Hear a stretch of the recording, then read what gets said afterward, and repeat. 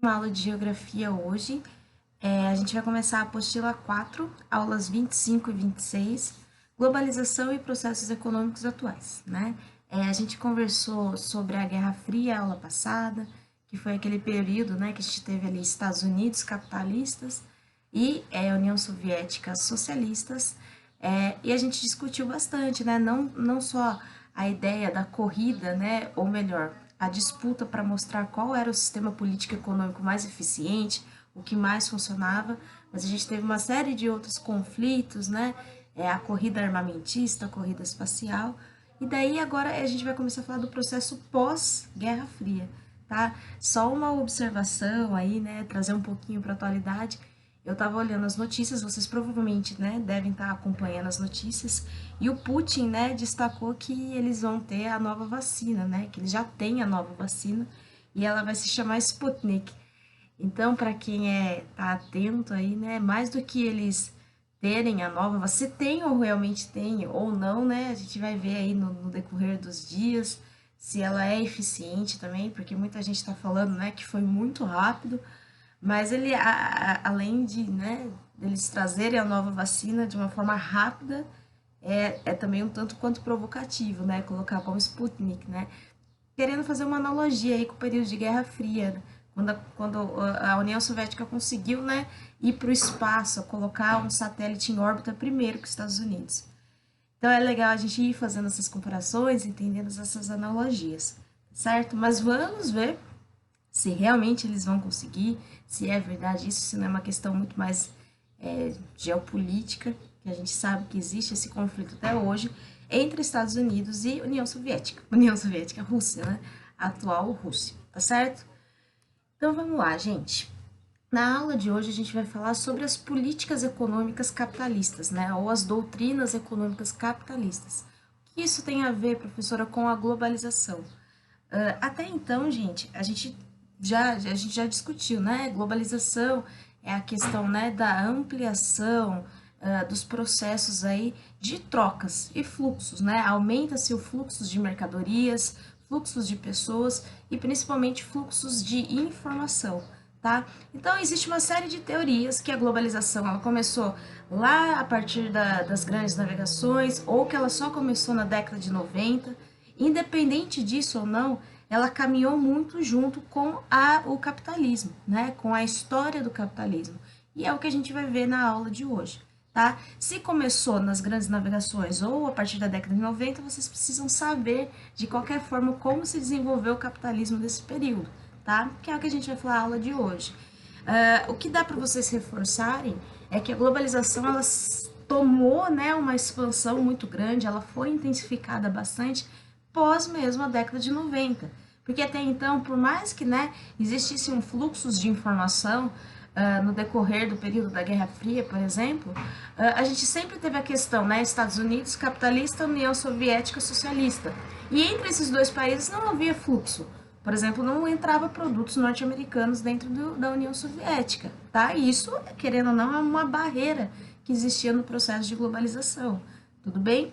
Então, a gente fala, né, que quando cai o Muro de Berlim, depois você tem a dissolução da União Soviética, aí sim, aí o processo de globalização pôde tomar a proporção global realmente, tá? Bom, como eu falei, né, a globalização ela caminhou com a história do capitalismo. Então a gente vai ver hoje as fases do capitalismo, o que aconteceu em cada uma delas e discutir a DIT, que vocês estão vendo aí, né, a Divisão Internacional do Trabalho, que nada mais é a função que cada país possui em determinado período do tempo. Como assim função, professora? Principalmente no que se refere à produtividade, à produção, aquilo que vende, aquilo que exporta, né? Qual que é o país, qual que é o papel do Brasil hoje, né? Se a gente for falar a nossa função, nós somos um país que produz produtos industrializados para o mundo. Nós somos um país que investe na agricultura e exporta commodities. A gente é um país hoje que a gente vende tecnologia, né? Só pelas falas aqui a gente já sabe mais ou menos qual que é a função do Brasil hoje, né? A gente vai discutir aqui em várias fases do capitalismo, tá? Por isso que eu não vou responder ainda. Tudo bem? Então, ó, quando a gente fala do capitalismo, gente, sempre houve o oprimido e o opressor, tá certo? Você tem necessidade dentro do capitalismo que alguém seja explorado para que alguém obtenha a lucratividade, tá? Mas isso resultou em diferentes formas do capitalismo. Para vocês entenderem melhor, ó, por exemplo, o Brasil é um país capitalista. A Noruega é um país capitalista, os Estados Unidos é um país capitalista. Só que a gente vê formas de gestão, né, formas de organização do capitalismo diferentes dentro de cada país, tá certo? Não é nem a ideia de que em alguns países funciona melhor ou outros funcionam menor, menos, tá? Mas a gente vê que dentro mesmo dos países capitalistas sempre tem a questão de que alguns têm uma maior intervenção do Estado, outro o Estado é mais ausente nas atividades econômicas, tá certo? Outras têm maior liberdade econômica, outras têm menos, e é o que a gente vai discutir na aula de hoje, tá? Então, quais são as políticas econômicas, as doutrinas econômicas que a gente vai estudar? O mercantilismo, o liberalismo, o keynesianismo e o neoliberalismo. Então, a gente vai sair lá das grandes navegações e chegar até os dias atuais. Então, respira fundo, que a aula hoje vai ser um pouquinho longa, mas eu prometo para vocês que eu vou tentar de uma forma mais fácil, tá? Como eu comentei com vocês, existem diversas facetas aí do capitalismo, para vocês entenderem, né? Das doutrinas econômicas. Dentro do próprio Brasil, a gente viu governos capitalistas atuarem de totalmente formas diferentes, tá?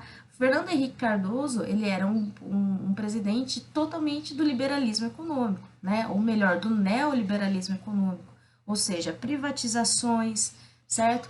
Entrada do capital estrangeiro, ok? Você vê aí uma série dessas características, tá? Ao Estado mínimo, né? Ele deixa muito mais as empresas, elas atuarem com muito mais liberdade do que o Estado ali fiscalizando, do Estado colocando taxa, impondo ali algumas regras, tá certo? E o governo Lula, que foi um governo posterior à FHC, também um governo capitalista, mas de forma diferente de governar, né? A gente vai ver muito mais atuação do governo, o Estado muito mais presente, muito mais próximo, né? A gente vai ver um Estado desenvolvendo benefícios sociais, ok? Então a ideia é essa, que vocês percebam que dentro do próprio capitalismo a gente tem facetas diferentes, certo? Bom, o primeiro que a gente vai falar é o capitalismo comercial, tá? O capitalismo comercial é a primeira fase do capitalismo e a doutrina econômica é o mercantilismo, tá? Como que você se enriquecia nessa época? Porque o capitalismo, né, ele visa o enriquecimento, a lucratividade. Então, você se enriquecia a partir do metalismo, ou seja, a quantidade de acumulação ali de metais preciosos, tá? A gente fala que a gênese do capitalismo começou a partir das grandes navegações, tá? Principalmente Portugal e Espanha, que eles foram países, né, que conseguiram ter a sua formação do Estado primeiro do que os outros países, né? A formação territorial, a ideia de um território para se chamar de Portugal, para se chamar de Espanha, tá? E eles foram em busca aí de novos territórios, certo? Qual que é a característica que a gente vê aqui dentro da doutrina, né? A doutrina econômica, a característica do capitalismo comercial? Você vai ter um Estado absurdamente forte, né? Que a gente chama de absolutismo, que tanto, né? A gente pode chamar também de ditadura monárquica, que a política econômica centralizava muito nas mãos dos reis, tá certo? Então, o que que acontecia, né?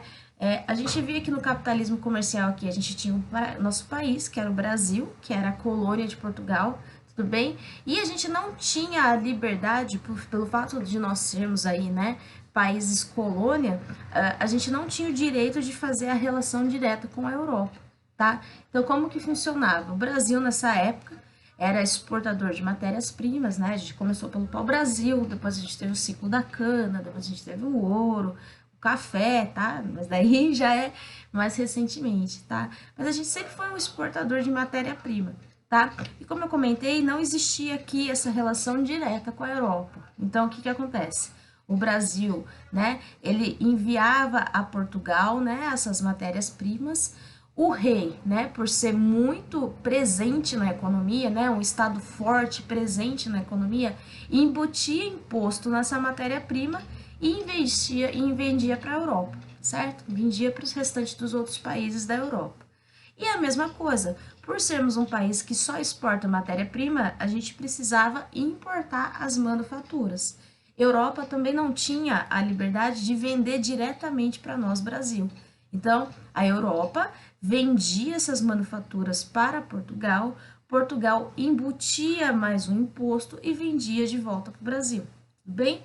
Então, essa ideia de sempre ser colocado um imposto sobre a matéria comprada, né, sobre a matéria vendida, fez com que as metrópoles enriquecessem bastante nessa época, tá?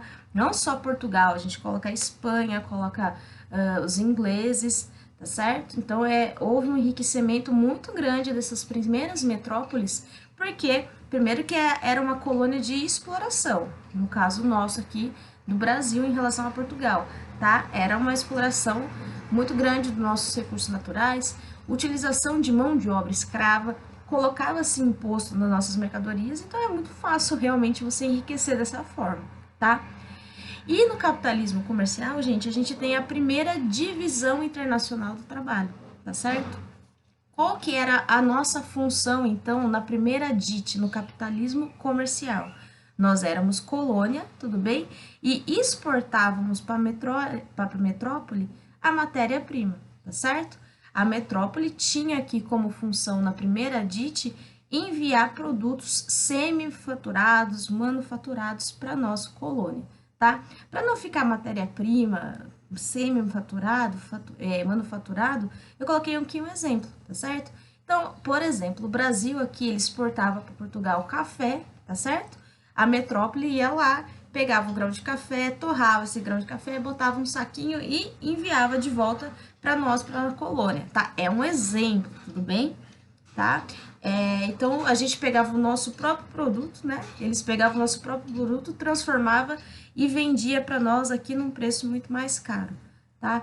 Então, de novo, né? É um segundo motivo aí para essas metrópoles enriquecer muito. Porque o fato de pegar o café e transformá-lo em pó, por exemplo, é um produto que está sendo valorizado, né? Ele foi transformado, houve um processo trabalhado nesse café, tá? Então, a gente vendia o café num preço muito barato, porque era matéria-prima, e eles vendiam de volta para nós nosso próprio produto muito mais caro, tá? Então, essa é a primeira divisão internacional do trabalho. Nós éramos países exportadores de matéria-prima e a metrópole eram países exportadores de produtos semifaturados, vamos colocar assim, porque é a primeira fase ainda do capitalismo, tá certo? Então, o que vocês precisam saber aí é isso. Capitalismo industrial, tá? É a segunda fase do capitalismo. Da onde que ele data, né? Da primeira revolução industrial até o final do século XIX, tá? Perceba que as relações aí, nessa época, ainda não mudou, né? A gente ainda tinha presença de reis, né? Do absolutismo, do Estado muito forte, muito presente na economia, mas alguns personagens a gente muda. A gente não fala mais aí de uma colônia e de uma metrópole. A gente vai falar mais da questão dos burgueses, tá? O desenvolvimento de uma nova classe social, tá? O que acontece? A gente vai ter aí burgueses, né, responsável pela comercialização de produtos, e a relação se mantém. A gente ainda tem um rei presente na economia, tá? Então, por exemplo, tem aqui os burgueses, a relação entre eles era carregada de impostos, tá? Da mesma forma que a gente viu no slide anterior. Passava esse produto pelo rei, ele colocava um imposto aqui e vendia para esse outro burguês, tá? E o que a gente fala? Que existia uma burocratização muito grande das relações comerciais, né? O fato de ter o rei ali no meio, colocando imposto, né? Isso travava a economia, né? Você não conseguia desenvolver ela na sua totalidade, tá? E foi aí que a gente começou a ter a queda das monarquias, tá? Porque os burgueses, eles conseguem, né, dar aí, se organizar, tudo bem? E pôr o fim das monarquias, o fim do absolutismo, tudo bem? As indústrias, né, o processo de industrialização, na verdade, ele só aconteceu porque existia ali uma grande, né, quantidade de pessoas, existia um grupo ali muito organizado, que são os burgueses, que queria desenvolver a indústria, né, nos seus países. Então, a ideia era aí fortalecer, tanto política quanto economicamente, a ideia de liberdade, tá? Liberdade política e liberdade econômica, certo? Então, a gente vai começar a falar agora, a gente sai do mercantilismo, A gente tem aí o fim do absolutismo, tá? E vai começar a falar mais de uma liberdade econômica, tá? Antes de atingir a liberdade econômica, a gente teve a liberdade política, tá? Que foi o iluminismo. Se vocês lembrarem de história, né? Que era vendida aquela história de igualdade, fraternidade, tá certo? E liberdade. Então, primeiramente, né, esses burgueses, eles chegam ao poder, tá? E defendem essa ideia de maior liberdade. E eles vão conquistando a sua liberdade econômica, tá? Então, o liberalismo econômico, gente, ele foi, né, difundido aí pelo Adam Smith, a gente fala que ele foi o pai do liberalismo econômico, tá? E ele vai ter a teoria que é muito mais conhecida, né? Vocês já devem ter ouvido falar alguma vez na vida, que é a mão invisível do mercado. Principalmente que vocês têm que saber do capitalismo industrial, do liberalismo econômico, que é um estado mínimo. Se antes você tinha ali um rei presente, colocando taxa, colocando imposto, regulando os preços das mercadorias, agora você vai ter um estado totalmente afastado, né? Adam Smith que dizia que o estado tinha que se preocupar com outras questões, tá? Que a economia era algo que devia ser feito pelos burgueses, que as relações comerciais deveriam ser feitas pelos burgueses, tá? Que o Estado não tinha que ficar colocando taxa, não tinha que regular os preços, porque existia uma mão invisível que autorregulava esse mercado, tá certo? Bom, o que é a mão invisível? Vamos tentar explicar aqui de forma didática. Vocês já devem ter ouvido alguma vez na vida, mas vamos lá. Exemplo ridículo que eu vou dar. Óbvio que o meu como que chama isso aqui? Apontador. Tá certo?